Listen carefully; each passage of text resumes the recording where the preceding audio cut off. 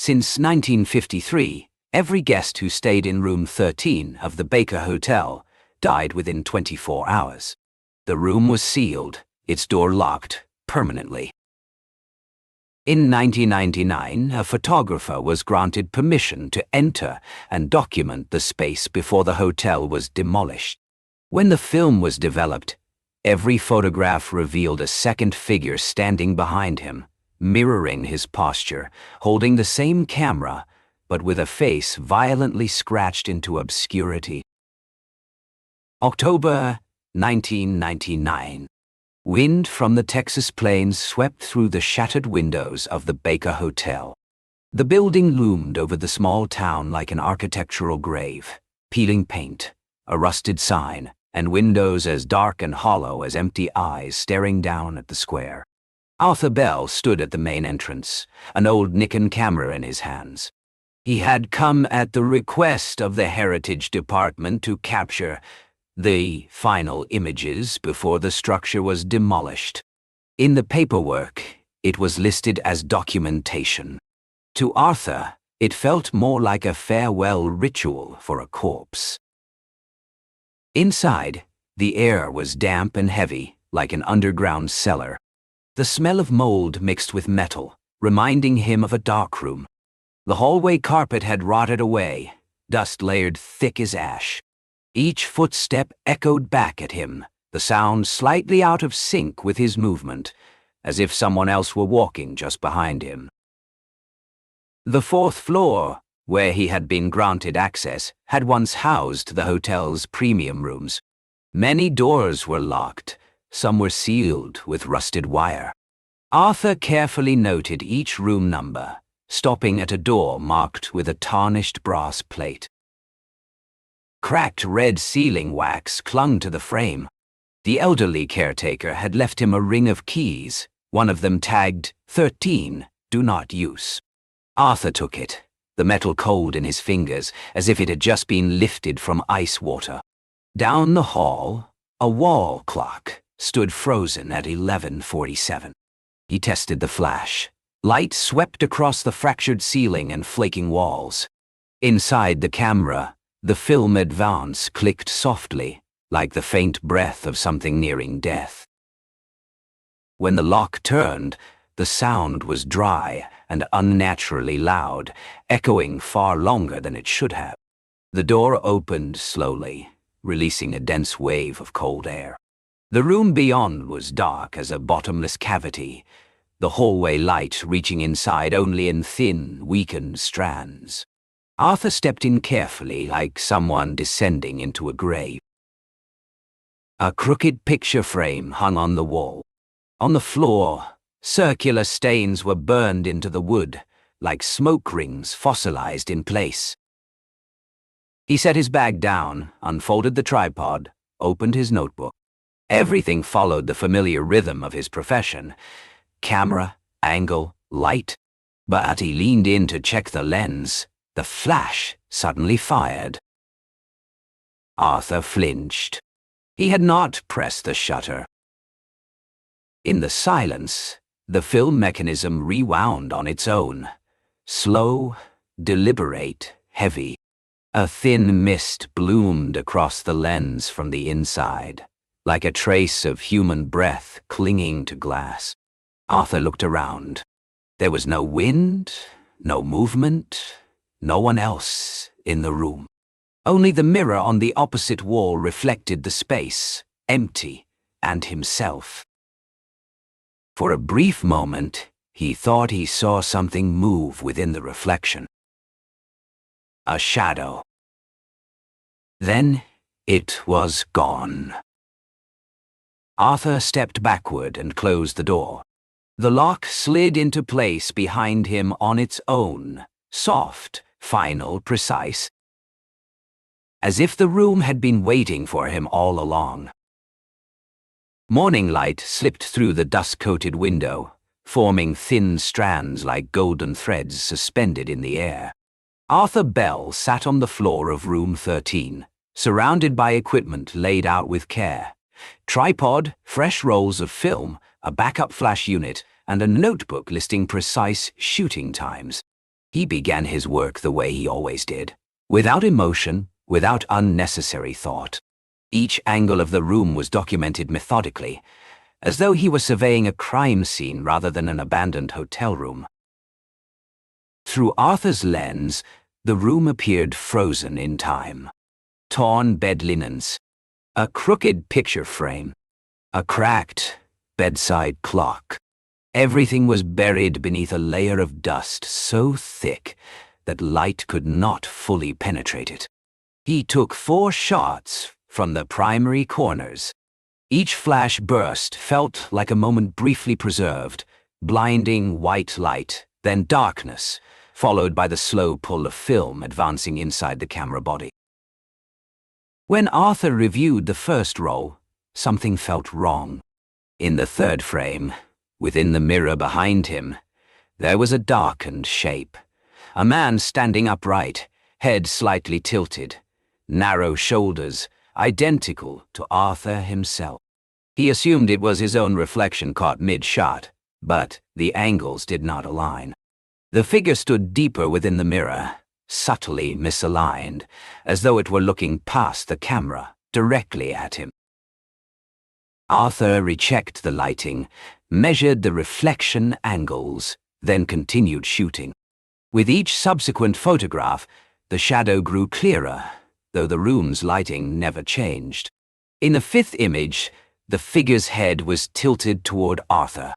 In the 6th, it appeared to be raising a camera of its own. The air in the room thickened, damp and oppressive. Fluorescent lights flickered in the hallway outside, and each brief outage caused the reflection in the mirror to waver. Arthur felt a sharp chill at his wrist when he touched the camera body. The metal was painfully cold, as if a faint current ran through it. He looked up at the mirror and saw only himself.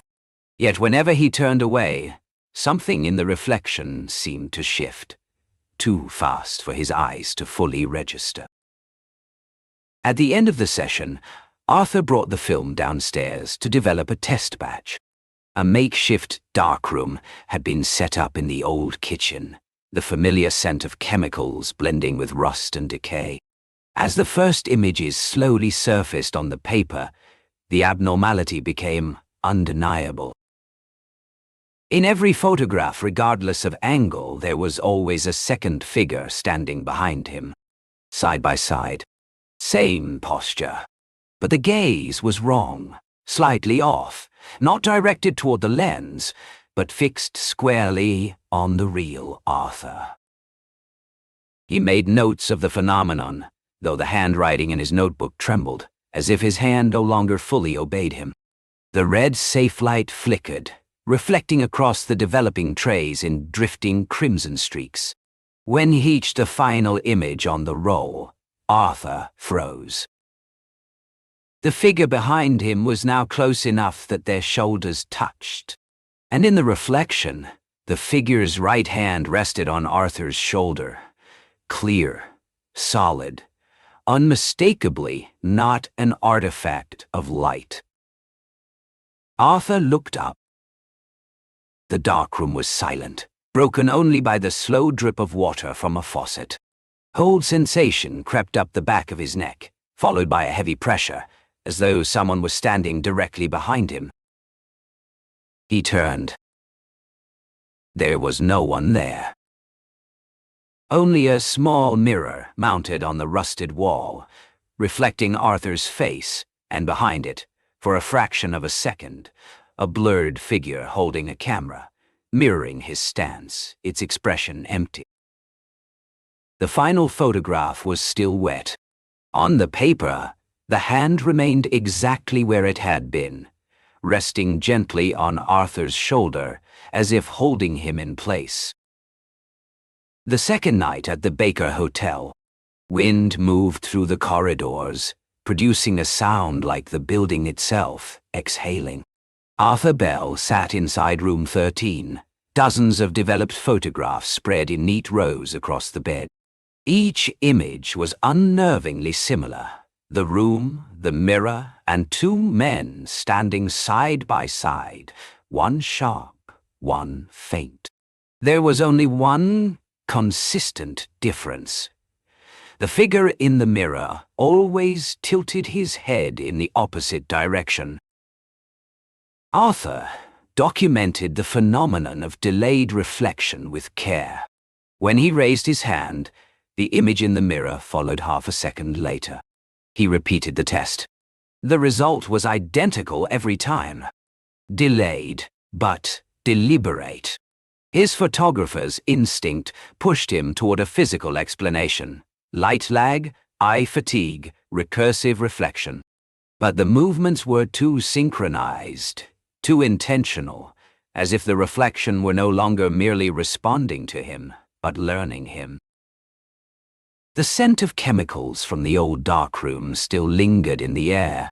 Arthur loaded a fresh roll of film and decided to record the entire process. He positioned the tripod directly facing the mirror and set the camera to continuous timer mode. With each repeated flash, the room pulsed, light, dark, like a beating heart. He counted every burst, listening to the film advance rewind again and again, steady as breathing. When the roll was finished, Arthur carried it down to the makeshift darkroom on the ground floor. He worked quickly, hands trembling but precise.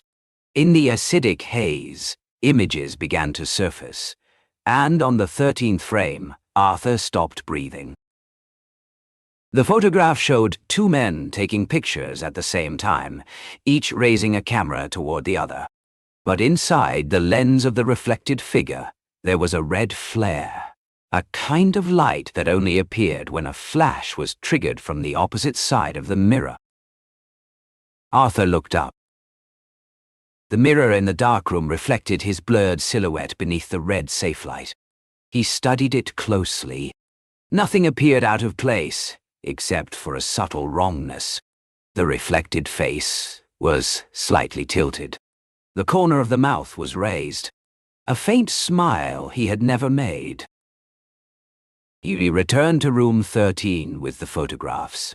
Outside the window, a light rain fell, water streaking slowly down the glass.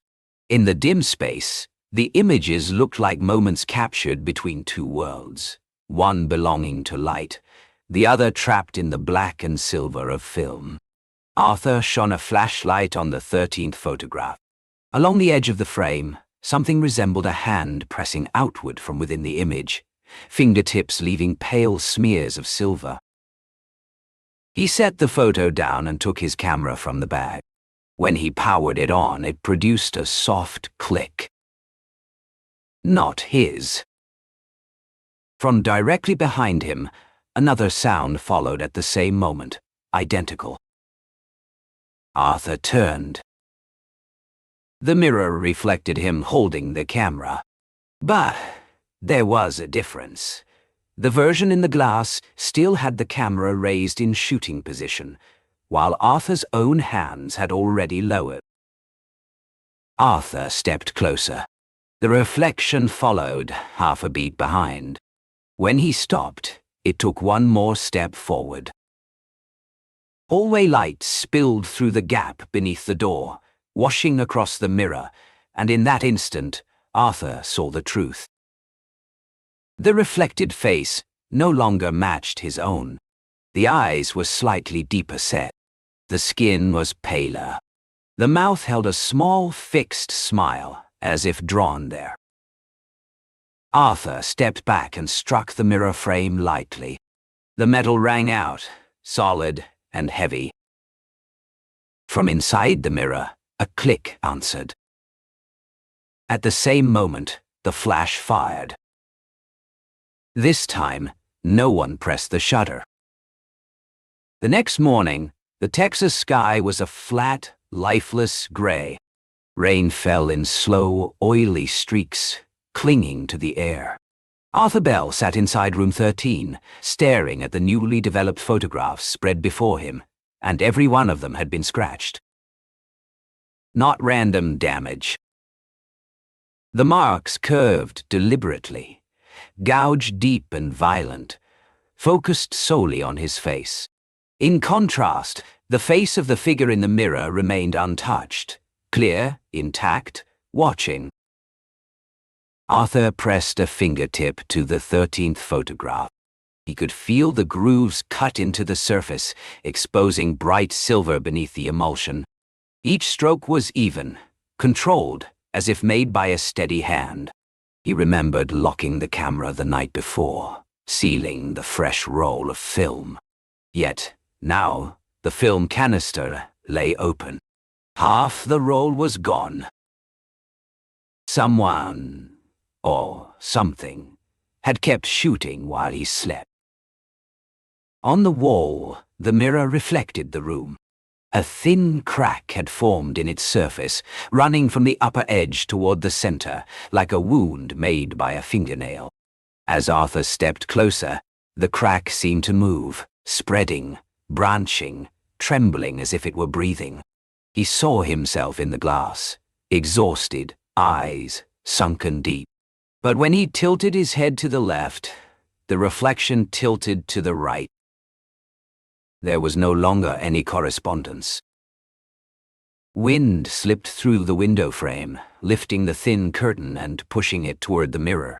In the reflection, Arthur saw something standing behind him, a motionless silhouette. He turned. The room was empty. But in the mirror, the figure remained. It took a step forward. Each time Arthur backed away, the reflection advanced. The air inside the room began to change. The weak light shifted to a pale blue, like a hospital ward at night. The dead clock, frozen at 11:47, released a single dry tick, then fell silent again. Arthur bent to gather the photographs and noticed wet footprints forming on the wooden floor. They were not his. The prints were faint, incomplete, leading directly toward the mirror.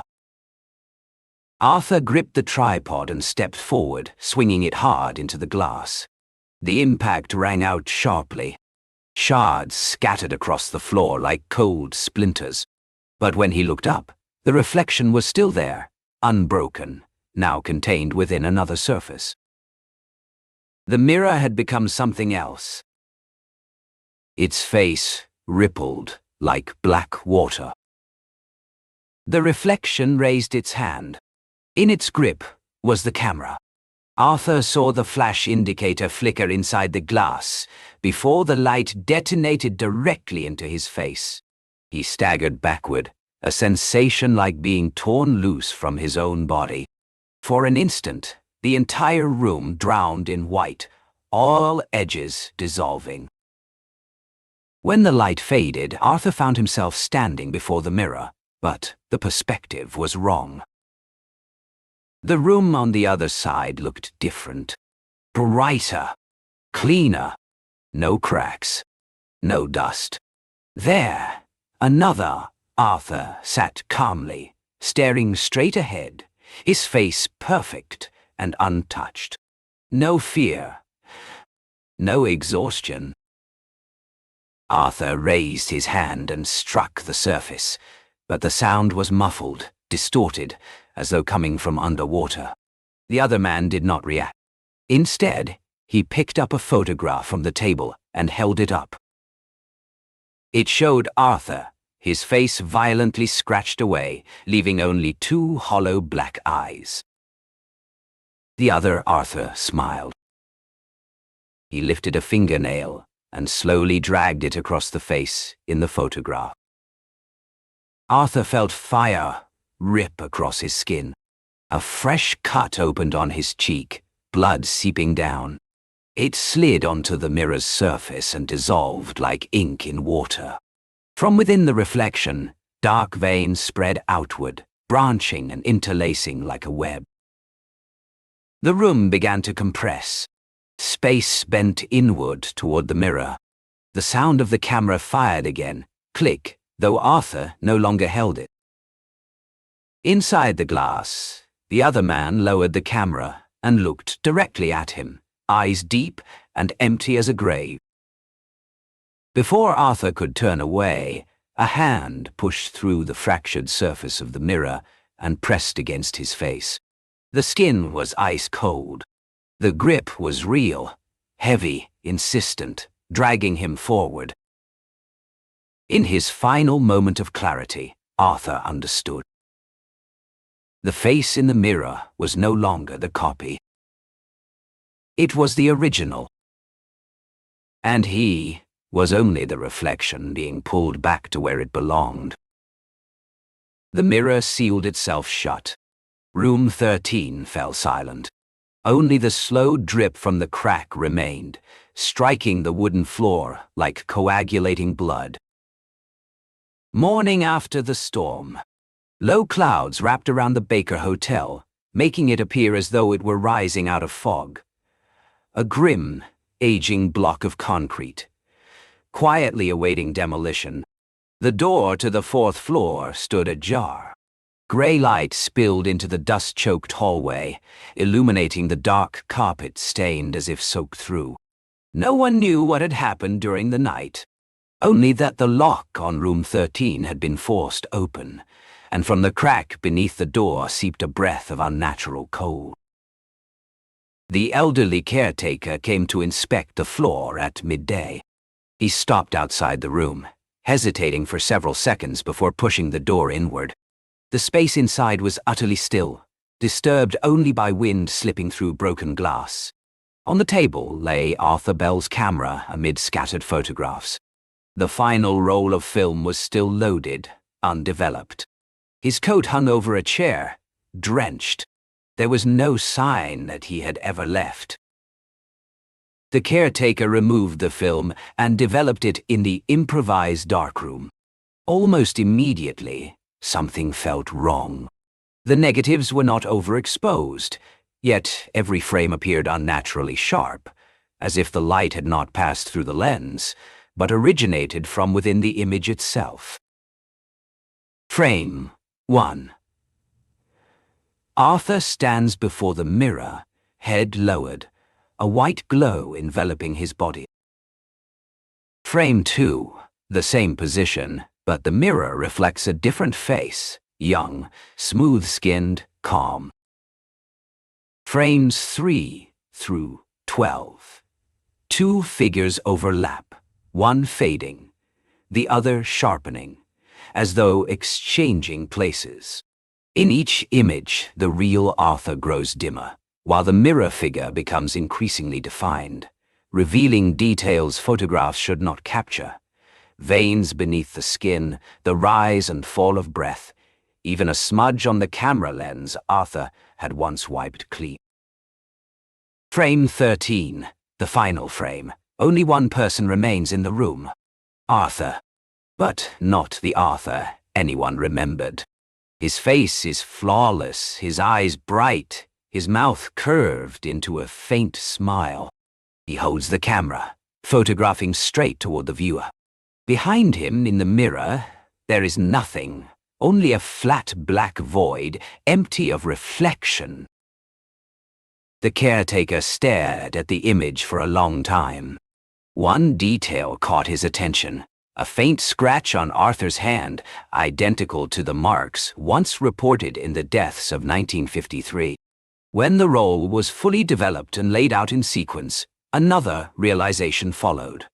The lighting in every photograph precisely matched the light in the room at that very moment. Overhead, the fluorescent bulb flickered. With each pulse of light, something new appeared in the final image. A small, dark spot, then 2, then 3. As if someone were slowly materializing behind the new Arthur, emerging frame by frame with every blink of illumination. The caretaker set the photographs down. He did not look again. He gathered them into an envelope, locked them away in a drawer, and left the floor. Before descending the stairs, he paused and glanced back down the hallway. At its far end, the light in room 13 was still on, dim, yellowed, flickering like a candle. He turned away, sealed the door, and nailed a new sign onto the rotting wood. Do not open again. That afternoon, the demolition crew arrived. When the main power line was cut, the entire hotel plunged into darkness. In the final instant before the system went dead, a camera flash erupted from the fourth floor, brief, cold, and silent. Weeks later, an additional photograph surfaced from Arthur Bell's final row. No one could explain how it existed. The number of frames had already been complete. In the image, Arthur, or something wearing his shape, sat by the window, gazing down at the town square, camera in hand. Behind him, in the cracked mirror's shadow, another figure could be seen, arm raised, taking a picture in return. This time, the lens was pointed outward, directly at whoever was looking at the photograph.